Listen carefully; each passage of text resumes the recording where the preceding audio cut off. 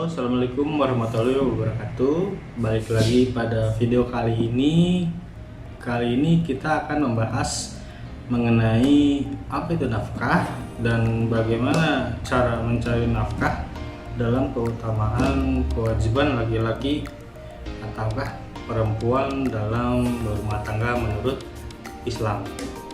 Sebelum kita masuk ke dalam ilmu mengenai pembahasan nafkah, kita harus tahu dulu nafkah itu menurut Islam itu seperti apa. Dalam Kamus Besar Bahasa Indonesia atau KBBI, artinya belanja untuk hidup atau uang, pendapatan, bekal hidup untuk sehari-hari. Kata kerja nafkah atau kata kerja yang lahir daripada antara lain menafkahi, memberi nafkah, menafkahkan, membelanjakan harta atau menggunakan harta untuk keperluan hidup. Lalu apa itu nafkah untuk istri? Sudah menjadi kewajiban seorang suami harus memberi nafkah kepada istrinya berupa uang belanja dan nafkah khusus untuk istri atau uang jajan. Nah, dalam kehidupan sehari-hari, apakah uang belanja dan uang nafkah itu berbeda? Kita simak. Untuk uang belanja sendiri merupakan uang untuk memenuhi kebutuhan sehari-hari seperti untuk biaya listrik, makan, dan biaya kebutuhan hidup lainnya. Sementara uang nafkah istri merupakan uang yang khusus diberikan suami kepada istrinya atau uang jajan.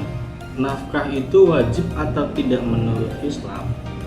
Ulama dari mazhab Hanafi, Maliki, dan Hambali membatasi nafkah bersifat wajib, yakni yang sekiranya cukup untuk memenuhi kebutuhan sehari-hari. Berikut 5 nafkah suami kepada istri, yaitu makan, pakaian, tempat tinggal, pendidikan, perhatian.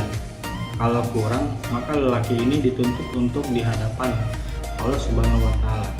Kata Ustadz Abdul Somad, hak tersebut adalah kebutuhan sandang dan pangan sang istri. Mulai dari kebutuhan makan, suami harus memberikan nafkah pada istrinya. Sebab-sebab nafkah ada 3, yaitu nafkah yang diwajibkan kepada seorang manusia terhadap orang lain. Kewajiban nafkah terhadap orang lain ini disebabkan karena adanya 3 faktor, yaitu hubungan pernikahan, hubungan keturunan, dan hubungan perbudakan. Tentang risalah mencari nafkah, itu kewajiban lelaki atau haknya perempuan. Kewajiban bekerja, mencari kehidupan yang halal atau mencari nafkah diperintahkan bagi setiap manusia tanpa membedakan laki-laki atau perempuan. Maka larangan bekerja yang mencari nafkah bagi perempuan tidak hanya mengingat perintah Allah dan Rasulullah Nabi Muhammad SAW, tetapi juga mengingkari kenyataan sejarah tentang keterlibatan perempuan di wilayah publik. Adapun dalil keutamaan mencari nafkah, yaitu tujuan utama menciptakan manusia di dunia selain untuk beribadah hanya kepada Allah Subhanahu wa Ta'ala, memang untuk memakmurkan bumi. Perintah bekerja atau mencari nafkah terdapat dalam sejumlah ayat.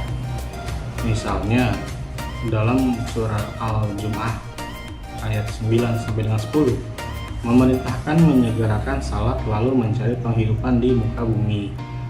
Laki-laki ataupun perempuan yang bekerja untuk mencari nafkah dicatat perbuatannya sebagai amal baik dan mendapatkan balasan yang setara. Menurut dari Ali Imran ayat 195. Apresiasi juga diberikan oleh Allah SWT tanpa memandang laki-laki atau perempuan yang melakukannya, bahwa orang-orang yang berkeinginan berjumpa dengan Allah di surga kelak adalah mereka yang bekerja dengan baik dan tidak menyekutukan Allah. Nabi Muhammad SAW juga bersabda, sungguh demi zat yang menguasai diriku, seorang yang menggunakan seutas tali mencari kayu bakar dan mengikatnya ke punggungnya lalu menjual ke pasar adalah lebih baik baginya daripada harus meminta-minta kepada orang lain yang kadang diberi dan terkadang ditolak.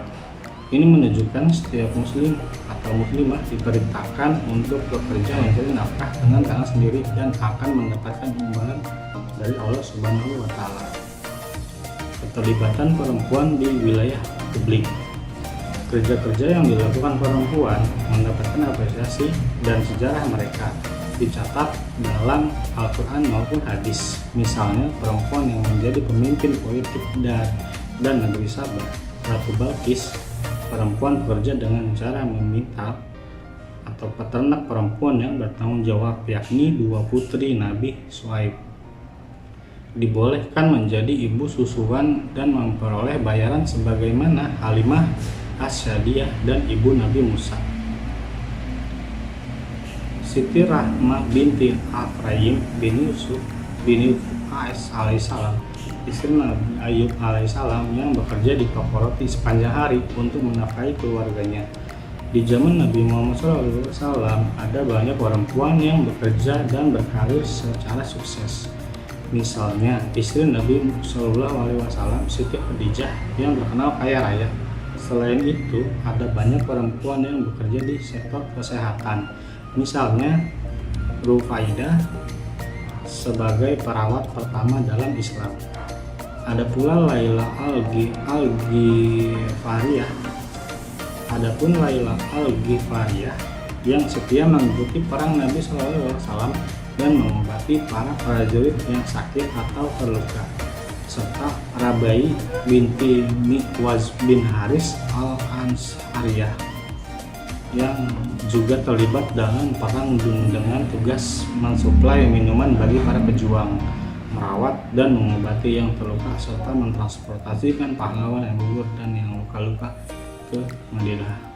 Itu semua adalah bukti sejarah keterlibatan perempuan di wilayah publik, dan sejatinya tidak sebanding dengan penolakan perempuan bekerja di wilayah publik dengan menggunakan penolakan atau bahkan larangan perempuan bekerja disandarkan pada ayat An-Nisa ayat 34 tentang kepemimpinan laki-laki, karena mereka sudah menafkahkan hartanya untuk perempuan.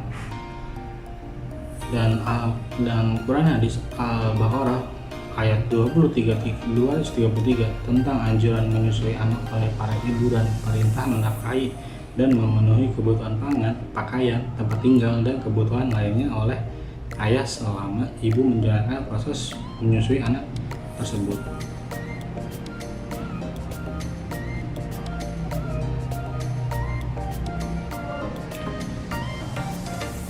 Maka kesimpulan daripada mencari nafkah, bolehkah laki-laki ataukah bolehkah perempuan?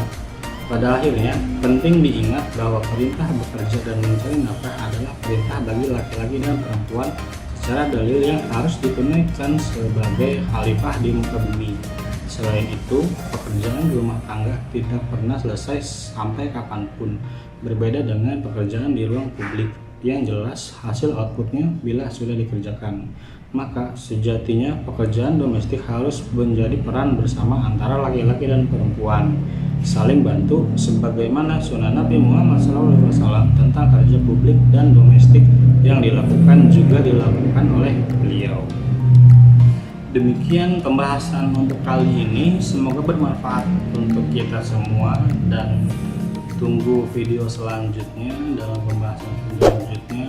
Terus tonton dari video YouTube ini dan jangan lupa di subscribe, like, dan komen, dan serta share ke teman-teman kalian agar ilmu ini dapat bermanfaat bagi kita semua. Terima kasih. Assalamualaikum warahmatullahi wabarakatuh.